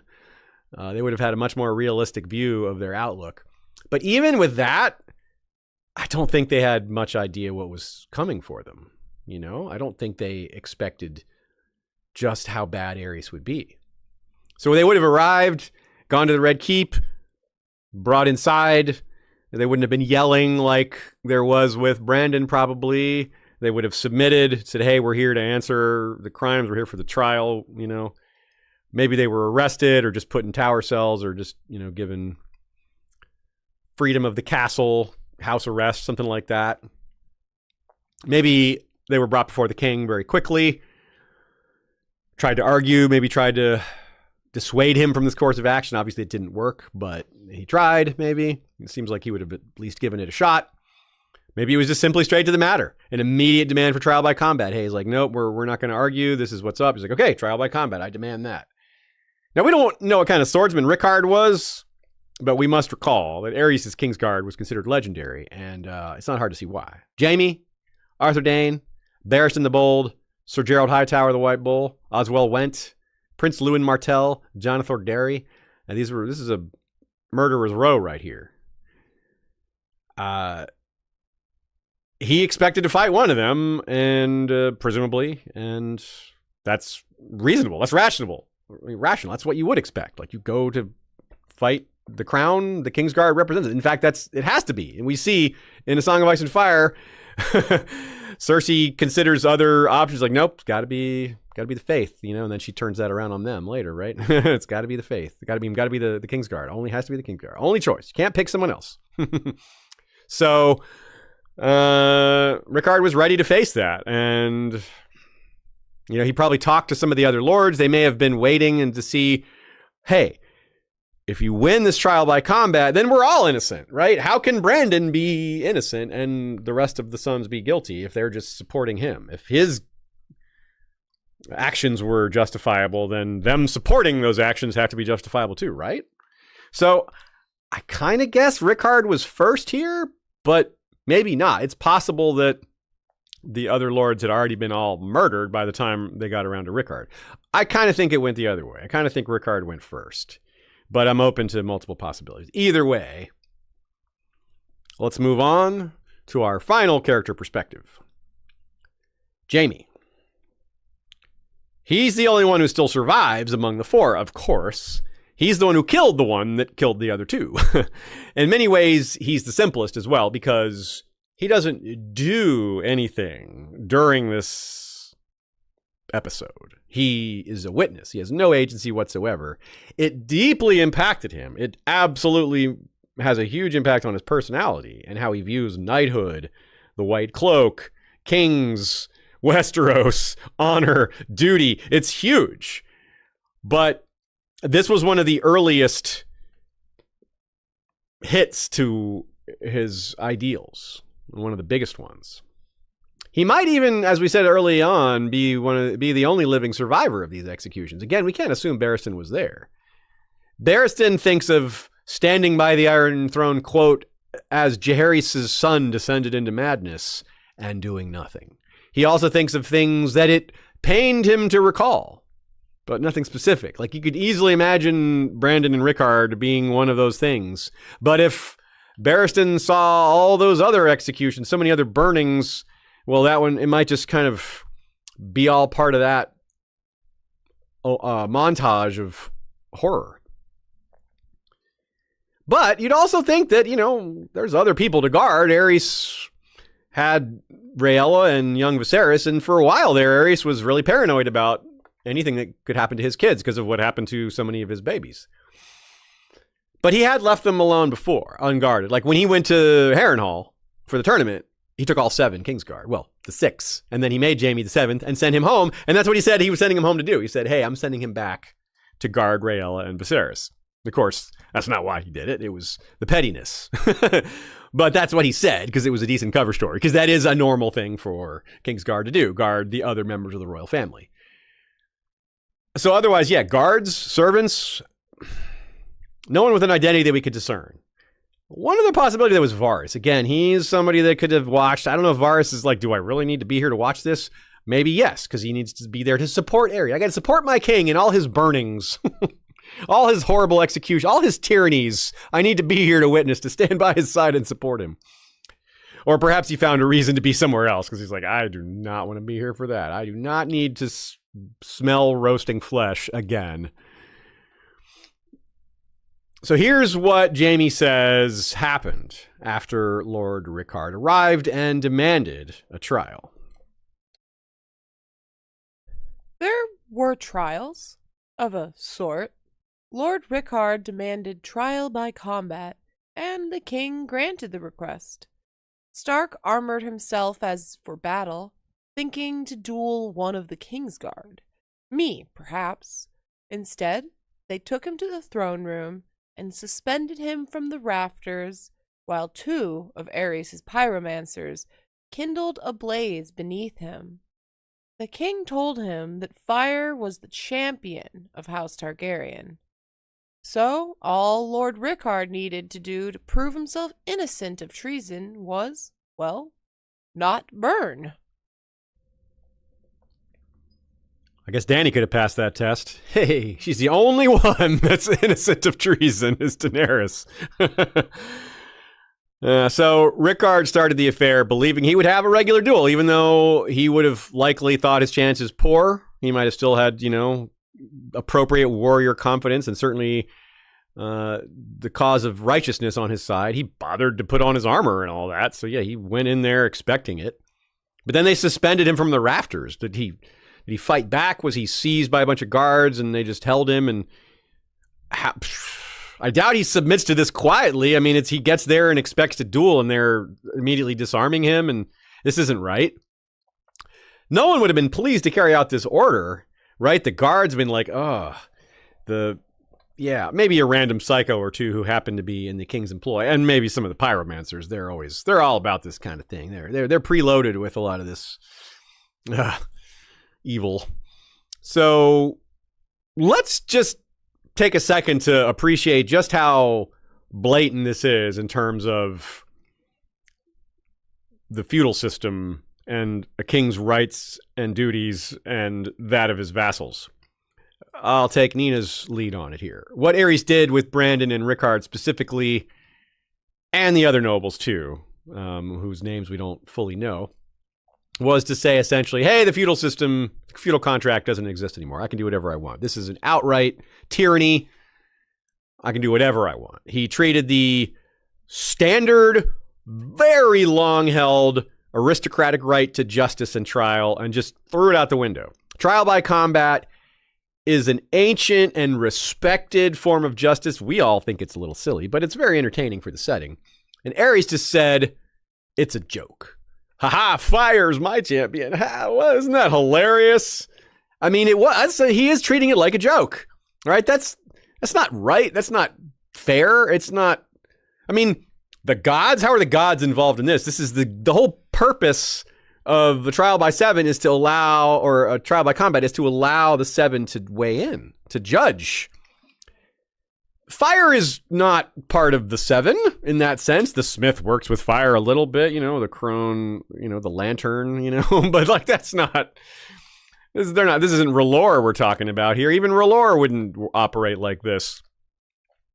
So, and having his sword, Brandon's sword, just out of reach. I mean, this is, it's terrible. It's like, this is a mockery of his right to a trial by combat. It's like, you can fight fire if you can reach your sword, which is just out of reach. And it's not just a miscarriage of justice. It is a literal mockery of justice. Contrast to our favorite Aerys parallel, Cersei, who also has grand plans about building new edifices similar to the ones Aerys mentioned, and then forgetting about that later, who also intends to make a mockery of trial by combat by using an undead knight. Like, that's also not what the gods had in mind for trial by combat. Fire and the undead, come on, those aren't representatives of the seven. What seven are these? You're adding an eighth and a ninth. It seems like such an easy thing for Aerys to do. From in his mind, he's like, what's stopping me? I can do this. I can give the order. They'll follow the order. They'll burn. Hey. But it's just a fine line, or it's not even a fine line. It's a very blatant, obvious line that we don't see other kings cross. Like even like Aegon the Unworthy didn't do stuff like this. Maegor the Cruel, even he didn't go this far. He was a little more maybe creative, and he aimed so much of his brutality against the commoners who were, they can't fight back. So how shocking was this, right? In terms of other people, in terms of the realm, in terms of court and council, things like that. As we had said before, and as we talked about in the Stormborn episode, Aerys started to become sexually aroused by fire and by burning people to death. But this my champion is fire business is a new level of depravity, right? He hadn't done that before. He used it as the final form, as a form of execution. It's part of the trial now, too. It isn't just the form of execution. It's like taking over, spreading like a fire does. The whole justice system is becoming a roaring bonfire, or perhaps green roaring bonfire. Now, technically, Aerys said that fire is a champion of House Targaryen, not just him, but he's the only one who did this. Well, maybe some other Targaryens would have done this. I don't know all of them. So even on top of all that, the mockery of justice and of the gods and of the rights of nobles and just general mockery, it's just really cruel. Like unreasonably cruel. Even for medieval execution, it's cruel because most medieval execution styles, maybe not most, but a lot of them are really brutal. They're really violently cruel. But they aren't psychologically cruel with the whole, like, your son's, having to watch your son die too, while he's also strangled. Like, yeah, like that is not, that's worse than some of the worst medieval punishments I've heard of. And medieval punishments are as bad as it gets.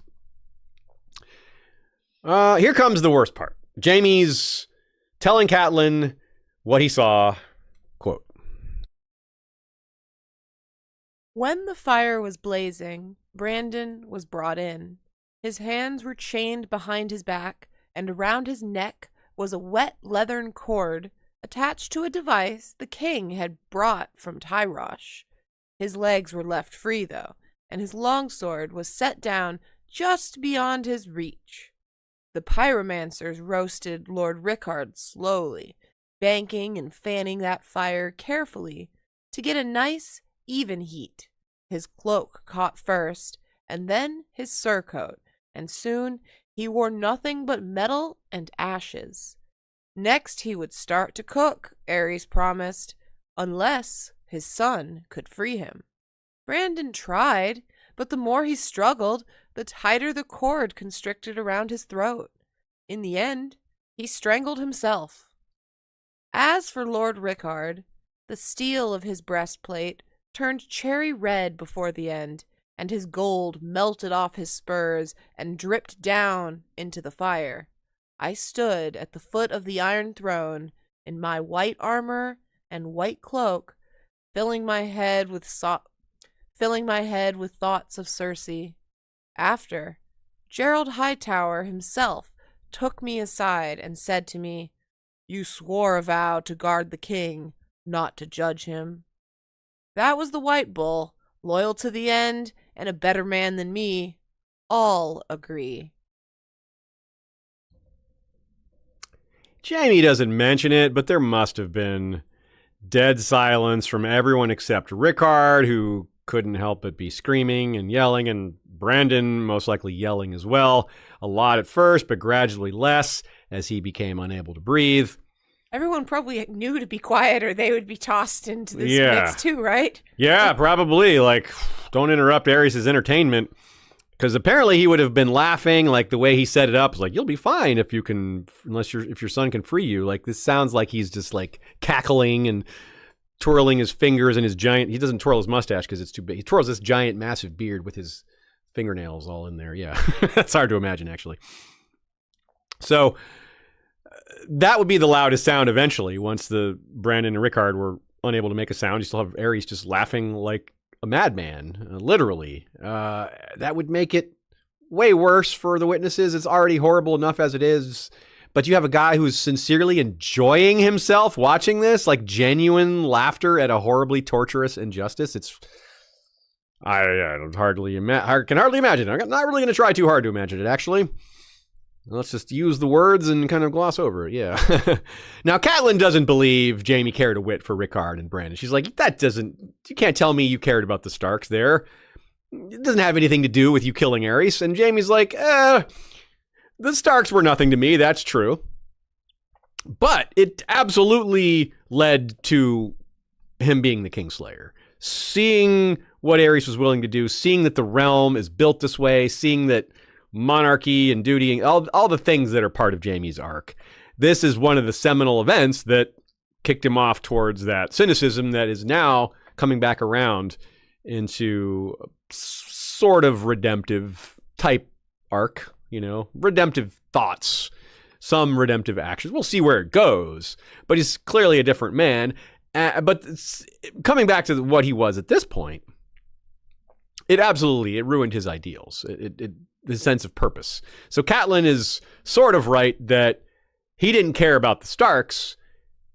But he cared about what Aerys was doing. He cared about the miscarriage of justice. He cared about having to sit there and hear a man roast, to smell it, to all that, all the sensations of that he still to this day can't shake. He still thinks about it.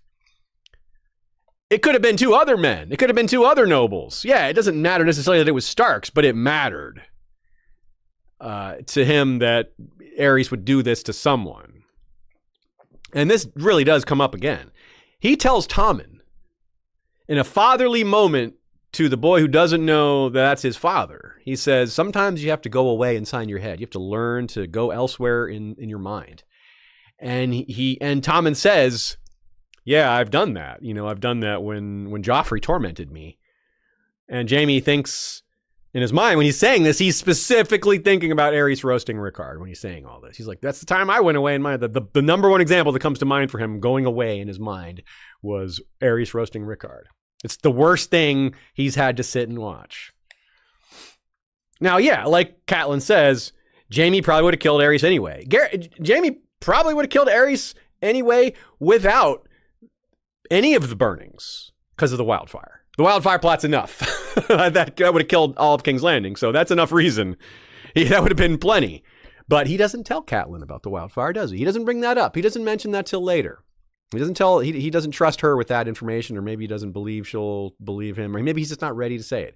He says it to Brienne later, of course. Now, let's also remind ourselves, this is not the only time one of the Kingsguard, senior Kingsguard, has to pull Jaime aside and say, hey, don't judge the king, In the Stormborn episode, we pointed out the thing with Rhaella, where Aerys comes after burning his hand of the king and forces himself on his own wife. And then Jonathan Darry's like, hey, don't judge the king, aren't we supposed to protect her? And he's like, not from him. So the same thing here. Gerald's like, yep, don't judge the king.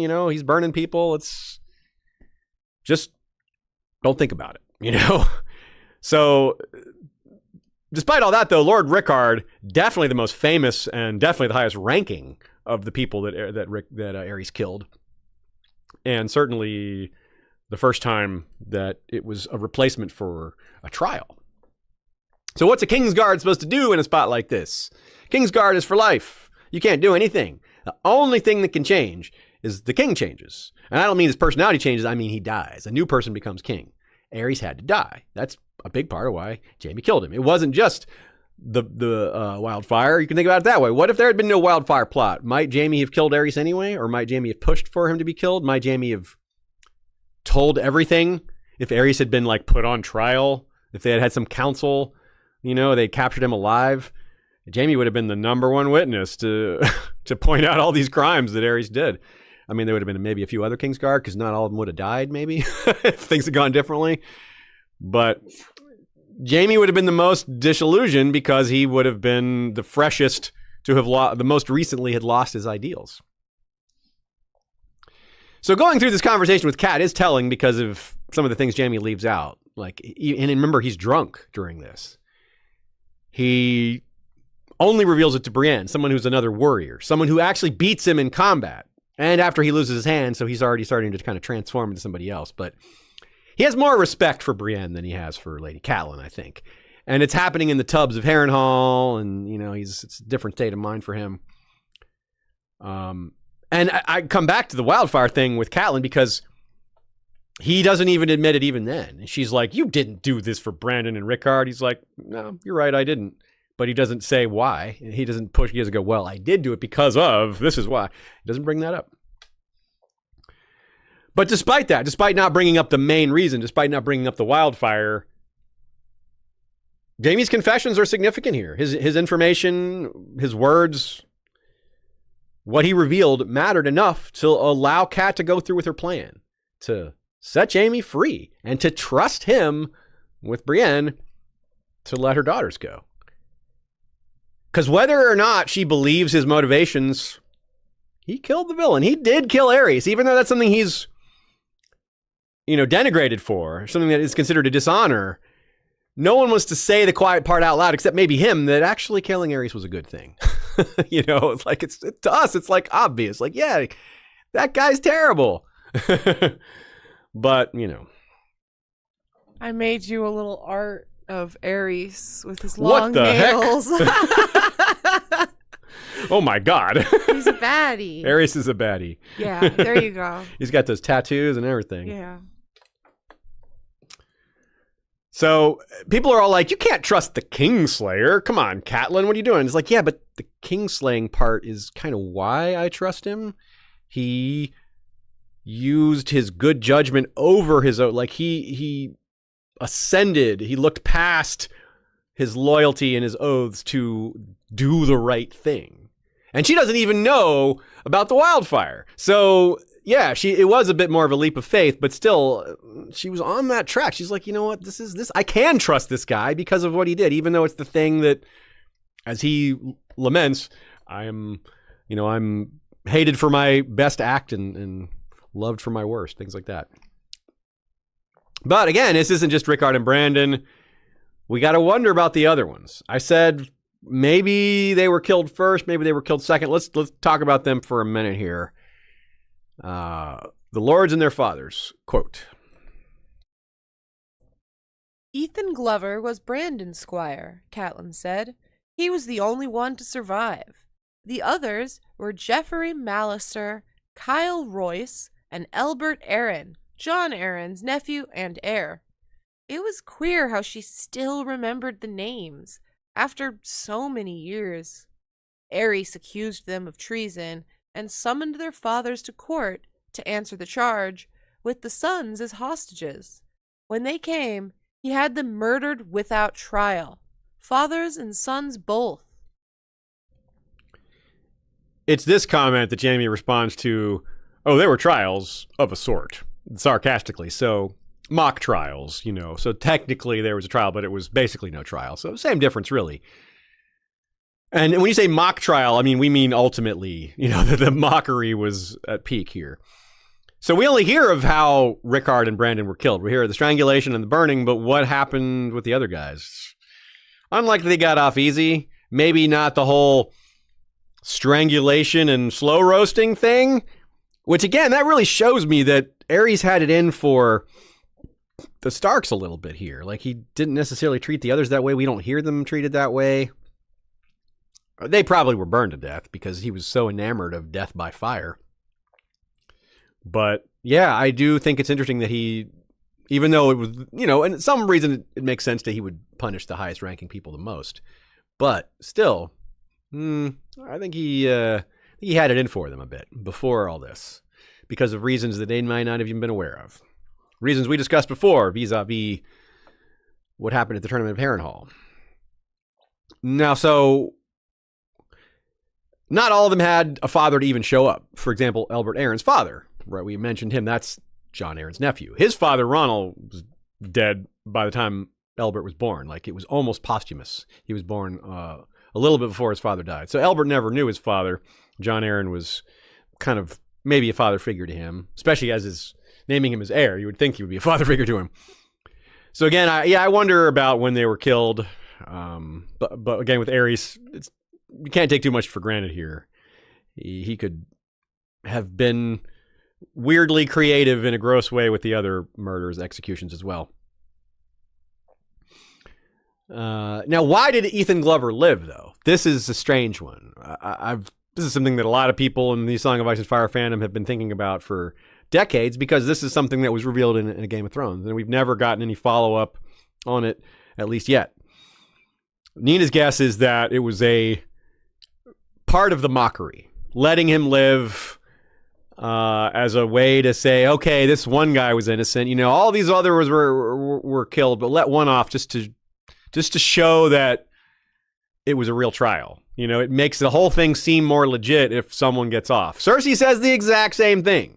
It's another parallel to Cersei with Qyburn, and when she talks about how to do the trial and how they're going to make Marjorie look guilty, they do the same thing, like, hey, let's accuse this person and then let them off so that the whole thing looks a little more legit, because then it looks like, we investigated, we found some people guilty, some people innocent.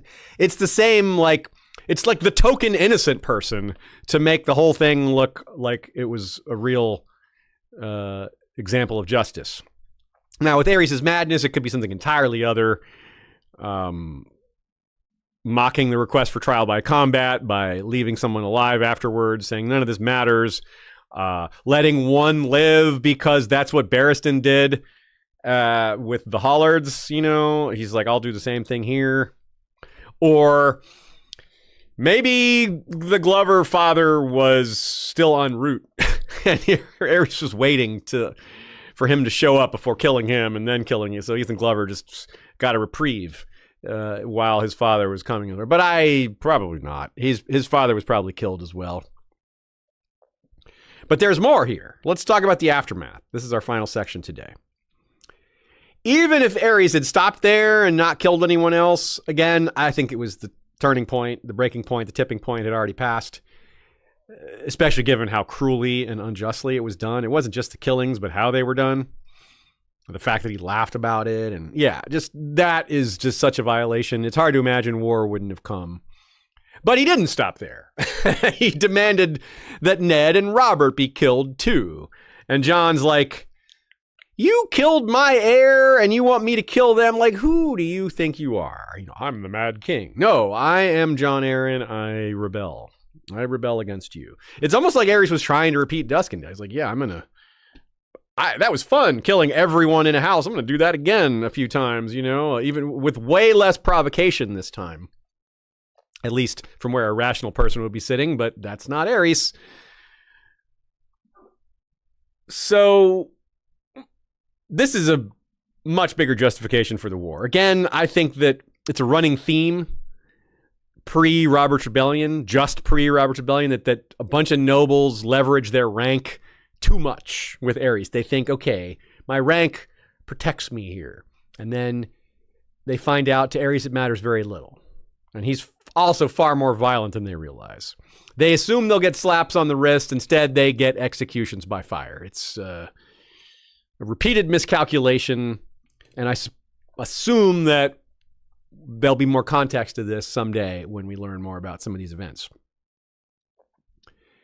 So Robert's Rebellion certainly breaks out shortly after all this, of course, once the demands are set, Jon Arryn says no, and war begins, and then, Robert has to make his way back to the Stormlands, Ned has to get back to the north, Robert's Rebellion follows. We don't have to go through any of that. That is a whole separate subject.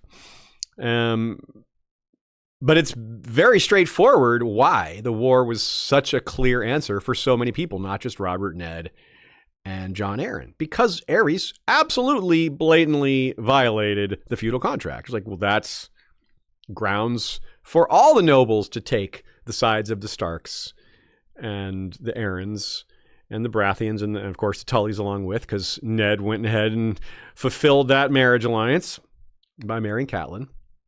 So if he wasn't freed earlier, Ethan Glover was presumably found in this jail cells down below after Robert's victory. Like, oh, hey, look who we found down in the jail cells. Ethan Glover. Amazing. You're still alive. We thought you were dead. What a new world for him to emerge into. He gets out of jail. He's like, my side won. I didn't even know. He might not have even known there was a civil war. He might not. He's like, I didn't even know we had a side. I didn't know there was a war going. He might have been told by the jailers or something. Maybe, there's plenty of time for something to happen and him to be told. But he wouldn't get to enjoy this new world for very long. He may have witnessed Robert and Ned quarreling over the bodies of Rhaegar and Elia's children there and the split that followed, because Ethan went with Ned after that split. So if he didn't witness that argument, he surely learned of it. He then accompanied Ned south, the newly made Lord Eddard. And he, along with 5 other companions and 3 Kingsguard, died at the Tower of Joy. That's right, Aerys didn't allow those men to face the Kingsguard in a trial by combat, but Ethan and those other men faced 3 of them at the Tower of Joy instead. Though he probably took on only 1 of them with help. It was probably like 2 and 3 on 1.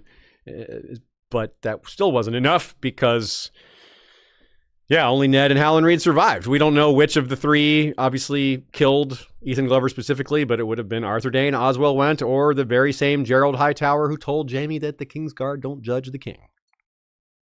And in this case, and in their minds, they were guarding a king too. Those 3 Kingsguard at the Tower of Joy were guarding their baby king, Jon, who they wouldn't have called Jon Snow, probably, but we all know who we're talking about. Aerys' grandson again. Still weird to call him that. Ned would have been relieved that the baby didn't look like a Stark, but what of his mind? That only time could tell. Could this child have inherited his grandfather's madness? So Ethan followed one Stark into certain death and made it out alive, but couldn't pull off the trick twice. So Ned carried a lot of this weight around with him. He was party and witness to an outsized amount of all this. Again, he would have felt the tragedy of Ethan Glover, the tragedy of all of his other companions who were caught up in all this, all because of the abduction, the murders, Brandon running off rashly, Lord Rickard. I don't know if there's anything he could have done about it, but all these things that Ned had no control over, that he had to watch unfold and then live with afterwards. No wonder Ned's the way he was. It wasn't just about Lyanna. It wasn't just about Promise Me. There were so many other things here, so many burdens he carries. And you can kind of understand why he didn't want to tell his children and his wife exactly what happened. He didn't want to give them all the gory details because they are rather gory. They're enough to make the realm turn on the king, among other reasons. But of course, Ned is now gone too. And it's Jaime, really the only one that we know for sure is carrying a lot of this weight around with him. And he's coming to terms with that. He didn't feel that burden earlier. He treated it as a side part of him. He's just a cynical guy that lives with the world being crappy. You know, that's how the world is. You know, the world sucks. Now he's got a bit of a new sense of purpose, a bit of a new attitude, a new life of sorts. And in a sense, he's the only one that can recover from this because everyone else is dead. So good luck to you, Jaime. And I hope we learn more about these things. Like so much of Robert's Rebellion, there's missing pieces here, right? There's a lot more we could learn, a lot more light that could be shined on what Brandon was thinking, what Aerys did, what other Kingsguard witnessed. Again, maybe Barristan will have some thoughts on this. We can't answer all the questions we raised in this episode, but by raising the questions we think are the most pertinent, we get ourselves a little closer to knowing what we need to know and a little closer to the answers. And those are compelling. Just having the options, just knowing what might be is pretty fun. And that's what we do here, and that's the end of our episode. Here's a couple questions, though. Dornish James says, probably weird for Jon when he realizes that one of his grandfathers killed the other. Yeah. Good point. It's like, yeah, my grandfather killed my other grandfather. Dang it. Whoops. Yeah, don't do that. Jon's got some pretty big realizations to come, and I suppose Bran does too if he starts using the Weirwood Network to uncover some of these secrets. Trivia question. Which of Brandon's companions had already lost his father before Aerys had all the rest killed? Elbert, of course. Elbert Arryn, whose father Ronald died of a bad belly around the time Elbert was born, as we said. Ronald. You said Ronald a little bit. Did I? Ronald. So, of course, Ronald had been heir before Elbert, and then Ronald died, and then Elbert became heir. And Jon Arryn, of course, eventually had Sweet Robin, and he became heir. But Sweet Robin was born more than a decade after the events of this episode. Some other episodes that relate to this one. Stormborn. The abduction of Lyanna. The Neducation, or an education, we call that one. The Battle of the Trident. Our Summerhall series, which talks a lot about how Aerys became potentially obsessed by and traumatized by wildfire in the first place, in addition to many other mysteries around Summerhall. It's certainly not just about Aerys. More about other characters, really, but that's where the overlap is for this one. Also, we have an episode on the Defiance of Duskendale. That's a scripted one, and it has a lot about Barristan and Aerys, of course, and Tywin. And that's a really fun one, too. Thanks, everybody. Thanks, Nina, for the great notes, the great takes, the great insight. Thanks to Joey Townsend for our music. Thanks to Michael Klarfeld for the maps and for appearing live on this episode. And for cleaning them. And for cleaning them, yes, because we Americans don't know how to properly treat our maps. We take them for granted. Good thing we got some help on that. Our maps are clean now. Until next time, everybody. Valar Reread Us.